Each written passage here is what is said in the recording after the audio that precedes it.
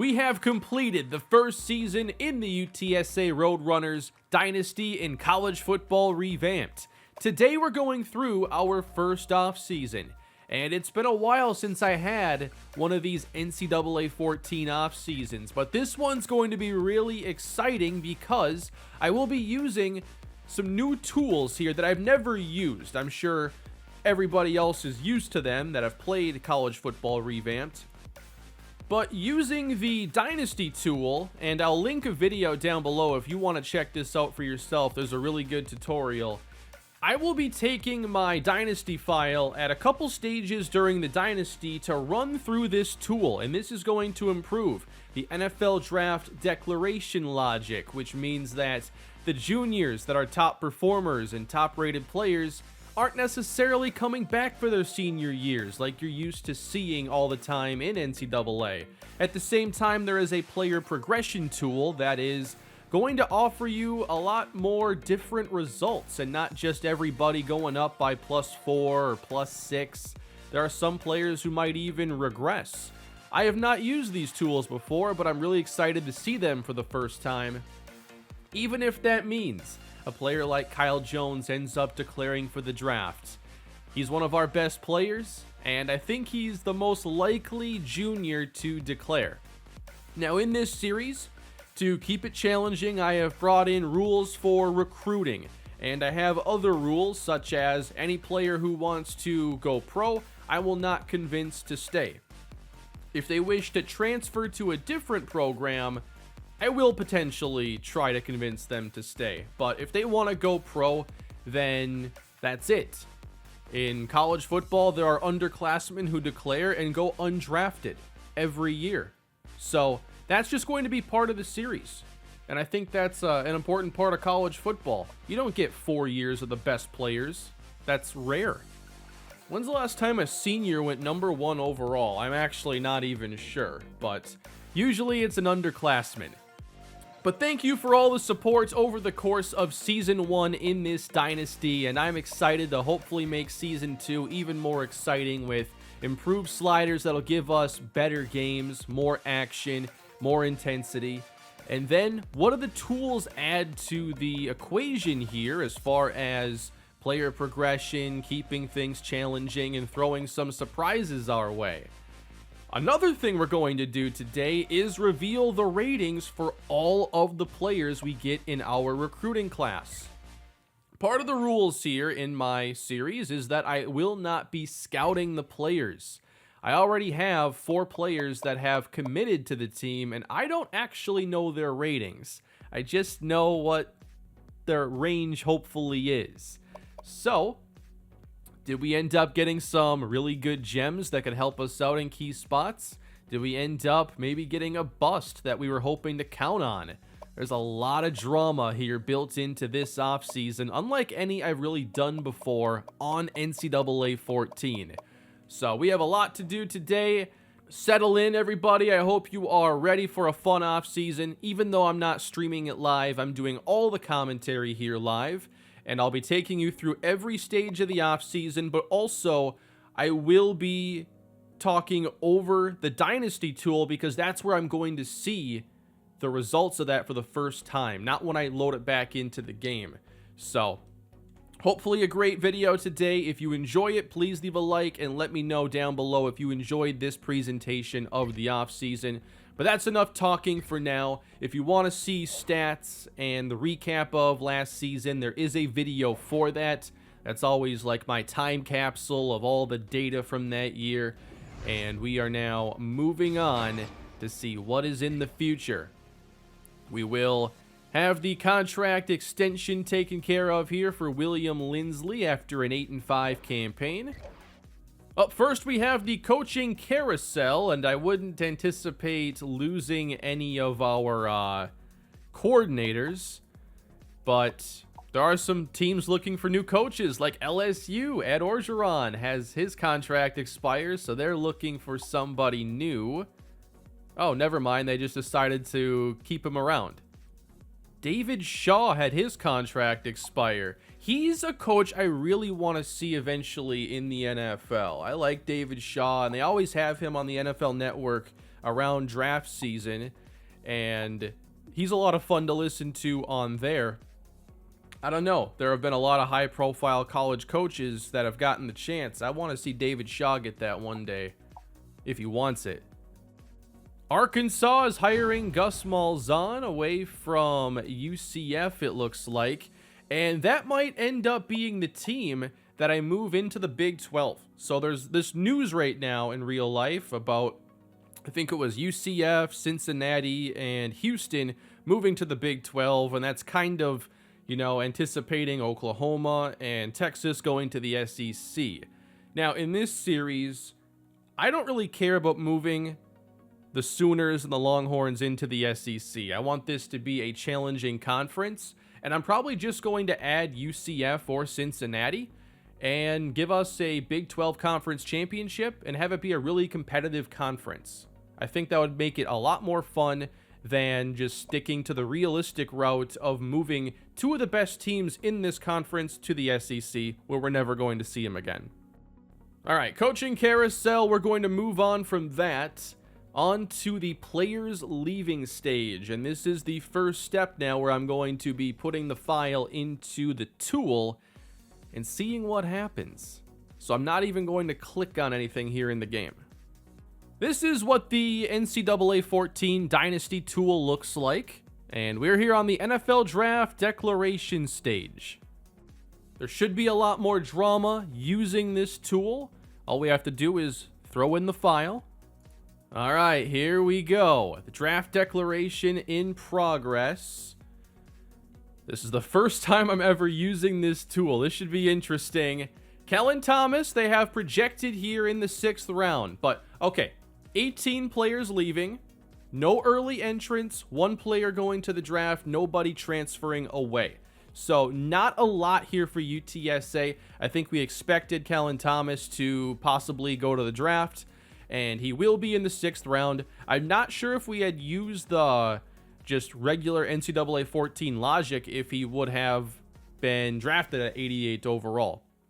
But other than him, as far as players here I would have expected to be drafted, honestly, I don't think anybody else was all that draftable outside of maybe Randy Jones. I think he could have been a later day 3 pick, at least worth a 7th round pick. But he is only an 80 overall, so you have to keep that in mind. I also think Evan Newton, as maybe a later pick too, wouldn't have been, you know, a bad 7th round option or something. But not a lot of drama here for us. We are able to check out other teams if we want to. So if we go to Texas, for instance, they are losing, let's see, no early entrants, 3 going to the draft. They have 3 players projected to draft, and 2 players who could have been drafted but will be staying, including their quarterback, Casey Thompson. So we saw him last year. He will be back. Let's go to Oklahoma, and Nick Bonito is going to be staying. They got a couple players here leaving. No early entrants here either. Interesting. But they're losing 21 players.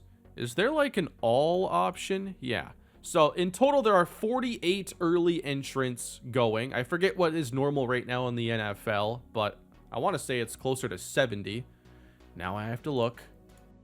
In the 2022 draft, there were 73 players granted special eligibility. So I was pretty close there. And we can also sort this now by position, so we can see all the quarterbacks that are going to be either transferring, graduating, or whatever their situation is.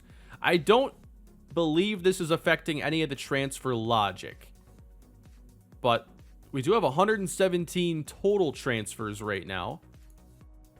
If we just sort it here by overall, we see Tyler Linderbaum is actually going to be staying, when he probably would have been a 1st round pick if he declared. So it's not going to be perfect, and you don't want it to be so predictable that like 100% of the time this happens.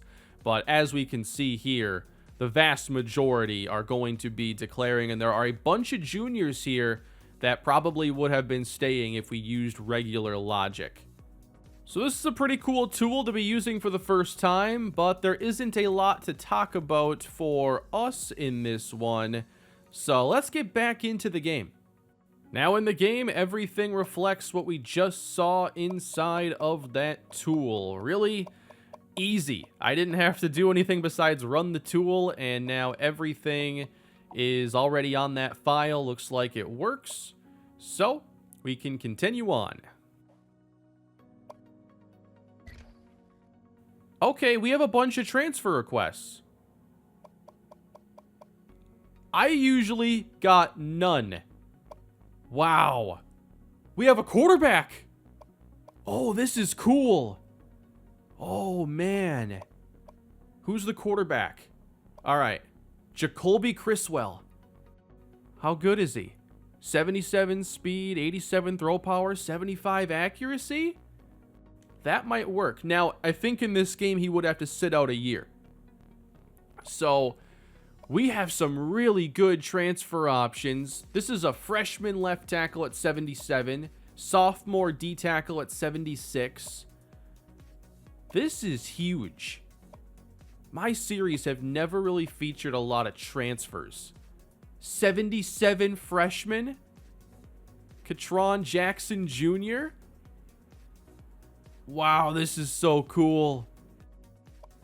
There are 3 receivers interested in transferring. I might be declining Matthew here. Doesn't have good speed, not a good route runner. We have other receivers. So, most of these players seem to have some weaknesses. Trey Harris doesn't have the best make you miss skills, not very good release, not great route running, 84 speed. So I'm not going to accept the request for everybody, but I will be accepting for Jacoby Criswell. This is pretty cool. Patrick Jenkins, he's more of your run stopper in the middle. Does have some power moves as well, but he's not very fast, so you wonder about him being able to close. And the linemen seem solid. I like Garth here a lot. I think he'd have starting upside. Byers, probably as well. Might take a year. So that is super exciting, I think. This is something I thought would be possible because of just our caliber at team and how many players we were losing. This is a situation I haven't really been in, with only a handful of players committed, some obvious holes on the roster at spots like quarterback. So that is really exciting stuff. Next up, though, we do have our final recruiting. We do need to fill this roster out and hopefully add to this recruiting class that isn't looking great on paper right now with only 4 players. We're ranked almost at the bottom. I'm hoping maybe if we do this well, we can at least get like top 80. That's kind of my goal. Troy Atkinson has been my top target for basically the entire year, most of it anyway. And I wasn't sure this would work, but we had our visit really late in the season, and that put us in first place. Minnesota and UAB are the primary teams competing here. And he's from Georgia, so it shouldn't be like a pipeline for Minnesota. And UAB, it could be a pipeline. So he will definitely be getting a lot of these points. I have 10,000 to use. We'll start out here giving him 2, and we'll start to see where we want to go with all of these points. Laurentis Cypress was another player, and we have some pretty good competition here. We have a lead, though. So I'm tempted to try and maybe go a little bit less and hope that LSU doesn't get too aggressive. Like if I go to 500, for instance, they need to go above 1420 on their points to get him. Maybe 500's too low, but we'll get there when we get there. For Jawan Johnson at running back, probably only going to do a little bit. If Houston really, really wants to bring him in, well, then I guess they're going to be able to, but it's going to take a lot of points. I'm a lot less likely to try and close a gap like this against Texas Tech when there are so many players on the board. And it looks like we have a receiver coming in through transferring, so I'm okay with that situation. And I like our current receivers too. This is where I'm at right now at the 10,000 points. Really focusing on building up through the trenches in this draft, primarily on the offensive line. We have Troy Atkinson, Laurentis Cypress taking half of the points right now. I really want to win these battles. Rico Wright at safety, I do think would be a good addition for us to give us some depth there. Number 20 ranked safety, C-zone coverage. Hopefully some of these ratings can surprise us when we reveal them. E.J. Ferguson at linebacker. We have UNC about 1,000 points down, but it looks like he's got some pass rushing ability, and maybe he's a better fit for edge, but we do need that as well. 216 pounds, though, is so light. Juwan Johnson, I've upped this to 740. Kellen Holman, Nash Johnston, and then Champ Johnson. I do like some of his potential ratings here at corner with the C-man, C-zone coverage combo. So that is where I'm at right now, and that would be 8 players. Everybody else here, we are losing, and I just don't think it would be worth it to be all that aggressive. So let's see how our first recruiting class in the Dynasty ends up, as we will simulate to signing day. And just double checking here, the next thing I need to be ready for is the training results stage. That's when I'll be running it through the tool again. So signing day is here. I have no idea if this is when I see the ratings for the first time, because usually I'm getting players that I've already scouted and know all the info on, but not this time. Wow. Oh no. 3K wasn't enough? Oh, it's been a while since I've done this recruiting, but this is a pretty bad showing. Wow. The worst recruiting class in all of college football. 6 players. 6 players. What are we gonna do? There are going to be some walk-ons making it this year, it appears. How badly did we lose? All right. Troy Atkinson. Wow, UAB went all in. So I had 10,000 points to use. I used 3 on Atkinson. I would have had to go to 4430 just to tie. I didn't expect that. So in hindsight, I would have loved to go up to 5K. Cypress, 125. Oh, no. 1190 on Rico Wright. 145 on E.J. Ferguson. We do get Kellen Holman by 615. Nash Johnston. Wow, we lose by 2,000. 3,000 when it comes to Champ Johnson. This did not go well. We did end up getting running back Juwan Johnson, and Houston didn't even try. So that is one of my worst recruitings that I've ever had. Can we check out some ratings? It's not on this menu, but that is not good. Next up, we have position changes, and this might be the first time I get to actually see player ratings. Well, for the incoming freshmen anyway. And there aren't a lot to check, unfortunately. So here is the class. We do have some redshirt freshmen, keep in mind. But looks like Juwan Johnson comes in as a 64 overall running back. 83 speed, 60 strength. I was hoping he'd be that power back for us that we didn't have. And I don't think he's got that kind of power. There's a little elusiveness, spin, and juke. But, I mean, he was 198 pounds. So, I had to know he wasn't going to be a great power back. We do get Blair LaFrance, the punter. 70 power, 74 kick accuracy. Next up, Kellen Holman at receiver, 81 speed. And he doesn't have the ability to make a lot of missed tackles occur. We have some challenges going into the future.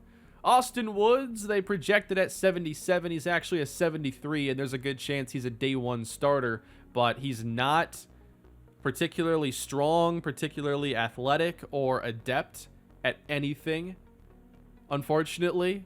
So this draft class or recruiting class is not looking great. Trey Irvine. Okay. 79 speed, 83 throw power, 74 throw accuracy for the true freshman. Wait, was he a JUCO? JUCO, yeah. So, I mean, there are some things here to work with for Irvine, and we need a quarterback this year. But even with this being solid, he's a +6 player. I mean, that's a huge win, but only 2 years. Oh, no, he's a JUCO sophomore. 3 years, potentially. I don't know if he's a day one quarterback, but it's got a non-zero chance of happening. And then we got Kima Guyton, a -2 player, JUCO transfer. 90 speed, that's good. He's a good athlete, but coverage, tackling, not where you like them to be. So the first recruiting class in the series, obviously, is not a great one. Hopefully this year I can do better. We'll be a 2-star program, I believe, as opposed to a 1-star. And I really missed in the offseason. I only got 6 players, and 5 of them came in actually ranked worse than projected. But as far as actually moving players to different positions, maybe to even out some spots, if there's like a bunch of left tackles but not right, you don't want walk-ons taking up those spots, but there will be walk-ons on this team after such a small class. So we will move Bo Frazier to the other side, for instance. We don't have a lot of D tackles after losing our top 3 or 4, so that's going to be a tricky situation. We have all kinds of linebackers. The next stage is going to be training results, so this is where I will be taking us back into the Dynasty tool. So it's been a really up and down offseason so far, some really exciting transfers, but they can't help us this year, and the worst recruiting class I think you'll ever see me put together. I really miscalculated what I had to do there in the offseason. And maybe I should have been more focused, but I saw us having 12 spots to potentially fill and tried to fill 8 of them. And maybe that's what cost me in the end. But now we have the player progression tool for the first time. I'm excited to see this, and hopefully it gives us some good news and some results that make sense. So all we have to do is bring in the file once again. Shouldn't take too long. And the cool thing too is in this tool is you can take a look at player progression history once you have multiple years of data. So there's some really cool stuff in here, and I'm really hoping that we get a big leap for Kyle Jones. I'm hoping that Preston Quinn gets a lot of boost, but here are the actual results. If we look at the overalls, we have Javon Morris, Kyle Jones up to 90. So Jones gets a +3, Morris a +5. Vince Taylor down here with a +7. After a really nice year, he gets +10 break tackle, a little bit stronger. I never really liked that speed changed a lot for players, so I'm glad it's some of the other ratings instead. Can I see who boosted the most? I thought there was a way. All right, maybe not. But we can go position by position and check this out. And we'll start here with the quarterbacks. So we don't know who the day one quarterback is going to be.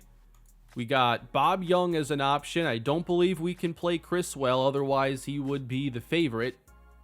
Bob Young did get a +6 though. Matt Humphrey only a +2. So the main thing we want to see is just the throwing ratings, and Young is going to have the good accuracy at 92, only 78 throw power, so not a very good deep ball. So you can see here the ratings, which ones are actually changing, and I think I like this so far. At running back, Vince Taylor gets a really nice boost, and then Curtis Mills is probably the new number 2.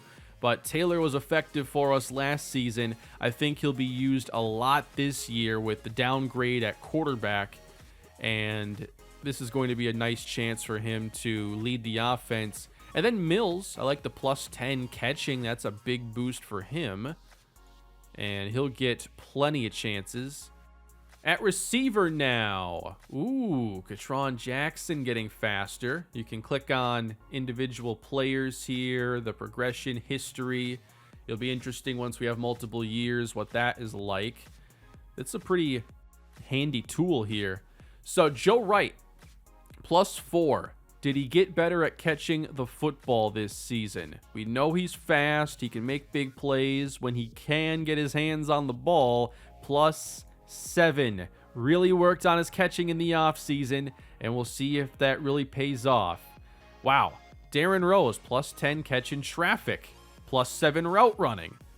So probably going to be in the slot, getting a lot of those targets where he's going to take a lot of contact. Wright's on the outside, and then I don't know who the third receiver is going to be yet. Eventually, Katron Jackson. That's going to be awesome. Like, the transferring has just never mattered for my series before, and this is the first time. It's so cool. Only plus 1 for Curtis Davis. That is low. He was effective last year, but he's not going to be largely improved. And not every player in college does continually get better. Sometimes they just kind of stay the same, and this captures that a lot more. Maybe if I had utilized him more, it would have been different. Marcus Thompson gets a plus 4 here at guard. Plus 5 for Morris. He's been the starting center. Has a chance, I think, to get drafted pretty soon. Chris Bolin, a player who actually goes down. And if I remember correctly, Bolin allowed the most sacks on the team last year. He loses 10 awareness and some of his impact blocking as well. So his starting spot might be up for grabs now. Not many players are regressing, though. It must take some serious struggles to do that. We get plus 6, though, for Preston Quinn, and he was a top performer at defensive end. We get plus 10 awareness, plus 6 overall. And what ratings here? We got finesse, block shed, play recognition, tackling. How does he build upon that impressive freshman season? Bo Frazier, no change here at all, it appears. None of his ratings were affected. John Davis, he regresses, didn't really play a lot. Yeah, defensive tackles looking like it could be a bit of a weakness for us this season. Luckily, we have a lot of experience and talent at linebacker behind them, but they got so much responsibility now. Kyle Jones, plus 3. He's up to a 90. Should hopefully get drafted. And just a solid boost across the board for him. Not much here for Andrew Ross, unfortunately.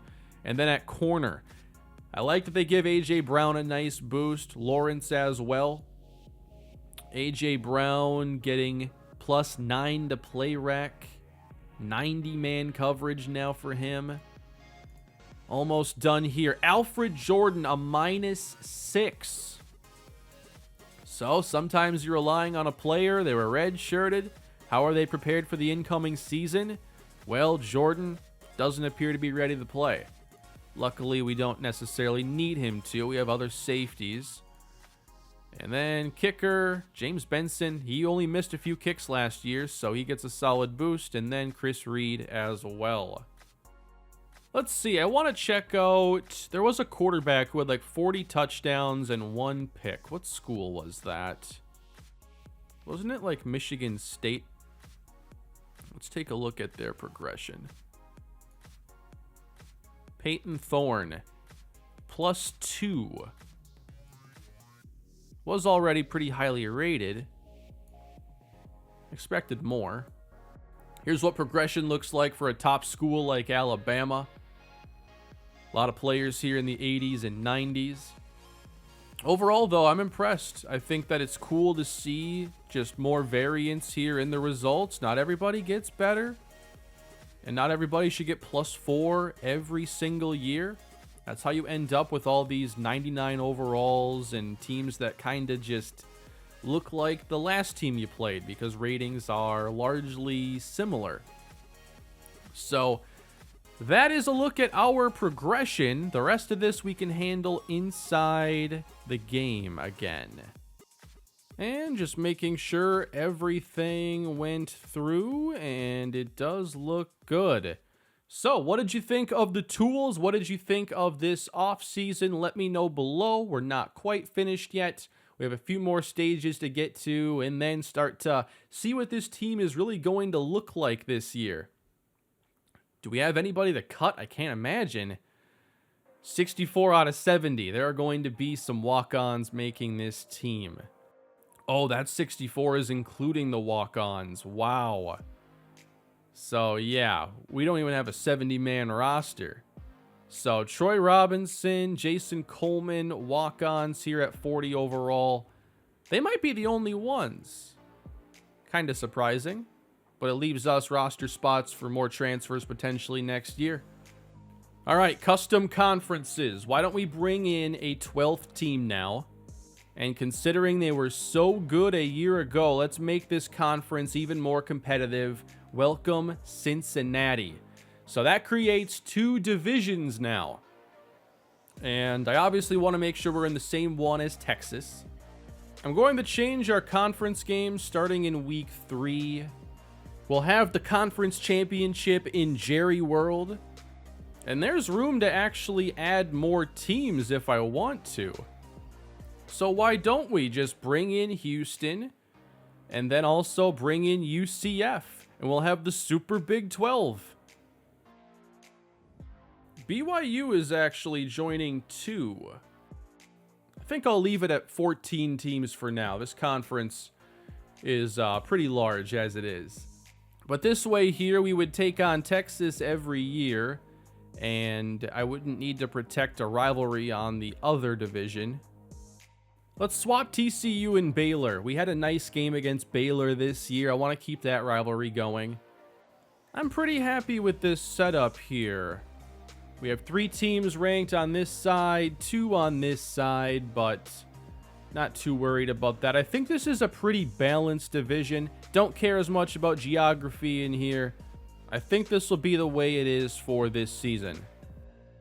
And that is going to bring us into preseason now for year 2, where I will generate a new recruiting class, and we will take a look at the schedule here for the first time. So with the new conference structure, we have Oklahoma State here in week 3 as the opener. We'll have Kansas, so we'll take them on again, try to avenge that loss from last season.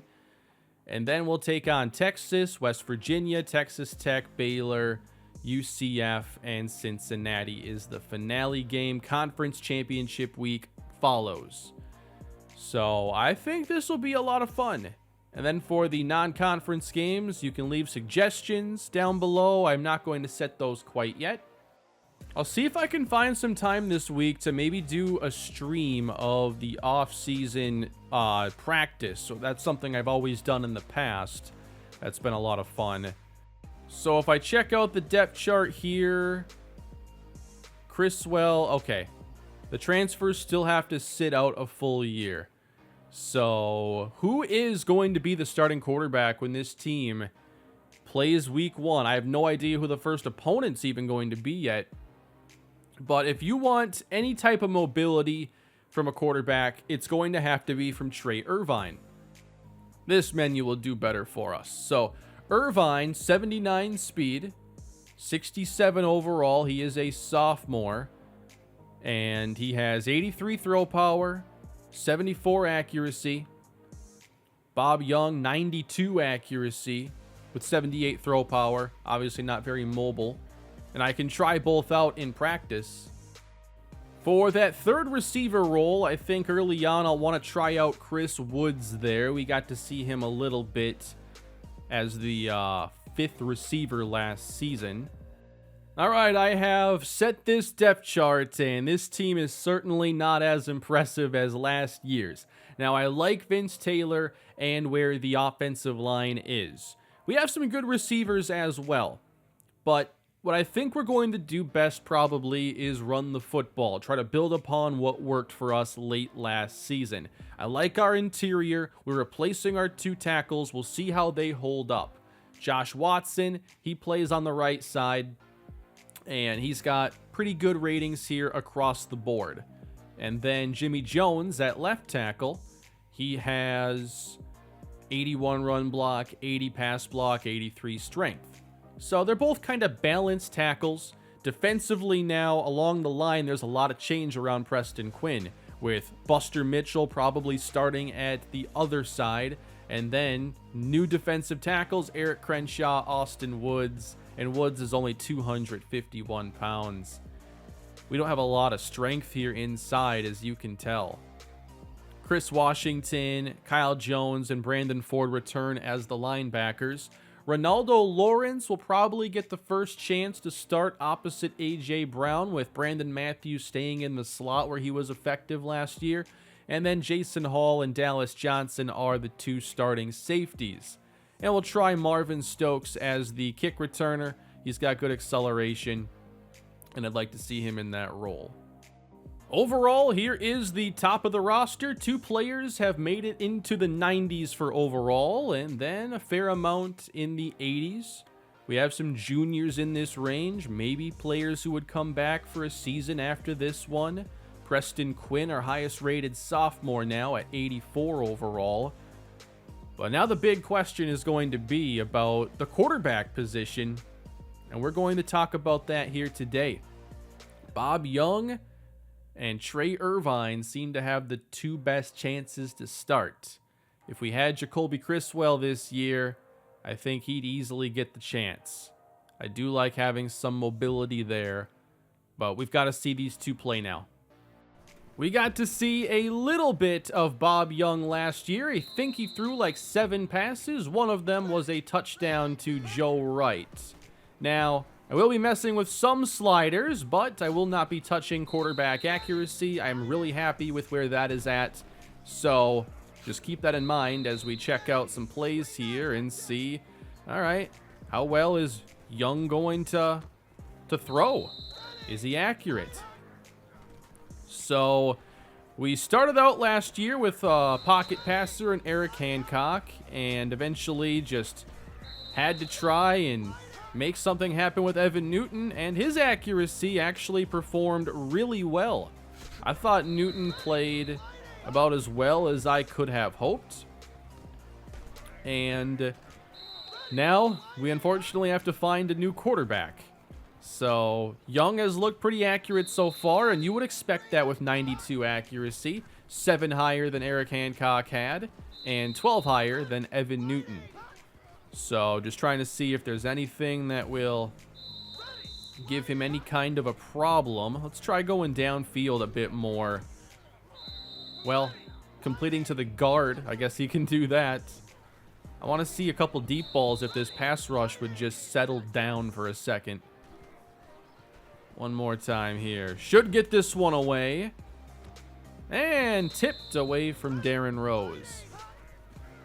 Now, let's actually just see the movement here. What can you do if there is pressure? Say they blitz here. We want to roll to the right. And then throw cross body. That is caught, but it was not intended for Rose.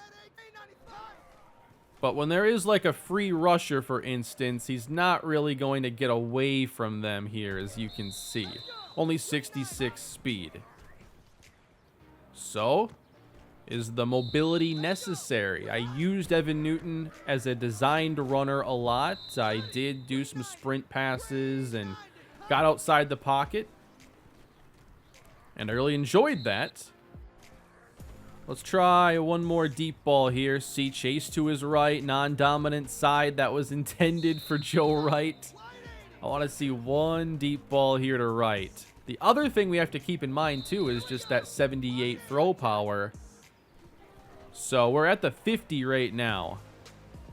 And that ball ends up a little underthrown. Let's try it again.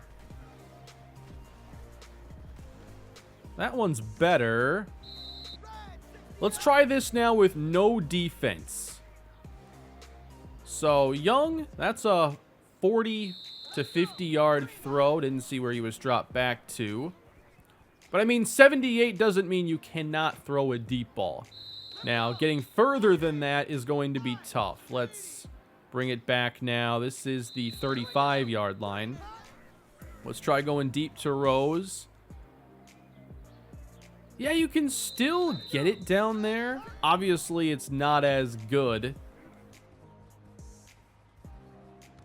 And you have to know kind of the limit there so you can hit the receiver in stride. I think once he gets to about the 45, you got to let it go. Yeah, you don't want him having to stop here for a deep ball. So you got to throw it maybe at midfield. That's better. And the accuracy is going to be there. Let's see here. Rolling out to his left now. Stop and throw. See, that's not terrible. But let's get a look now at Trey Irvine, who does have a bit stronger arm. He's nowhere near as accurate as Bob Young. And he's got 77 speed, so a little mobility here to get away from a blitzing linebacker, for instance. But less speed than Evan Newton. So doing something outside the pocket, like creating big runs, might not be as likely. But if there's pressure, I mean, clearly he can scramble out, throw on the run. Let's see what he can do here on these designed runs. Broke a tackle there, got about 17 yards. We'll try it again. Broke that tackle. I forget what Newton's speed was exactly. I want to say it was close to 80. So it's not completely different. So it really just comes down to how important is it to have that mobility at quarterback, and is it worth what you lose in accuracy then? I want this to be a team that runs the football a lot. I think that Vince Taylor has a good chance to have a really big season if he picks up where he left off last year. We could also look to do some sort of a 2-quarterback system and just see how it plays out at least. See what it looks like when we're actually taking on teams. Obviously, there's a huge overall difference here, but a lot of that is due to awareness. And obviously, when you consider just different plays you can run and whatnot, you don't have to look at the overall gap as much.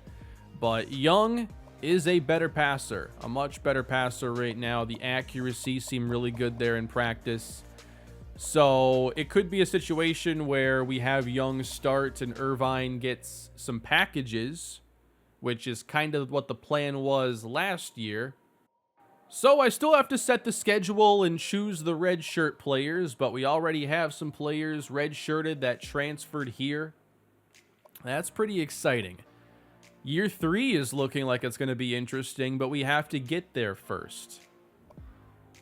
And the way it looks here, I won't be doing a ton of redshirting because this team is just not as deep anymore. Also, so many players have already been redshirted before. So, that is about going to do it here for the offseason, everybody. I hope you enjoyed the video. I hope this was a fun way to experience the offseason. Please leave a like if it was. Leave your feedback down below and let me know what you think about this team going into year 2 after a lackluster recruiting class, a quarterback situation that needs to be sorted out, and transfers that will be helping us out in year 3. Have a great day, everybody, and I'll see you in Season 2.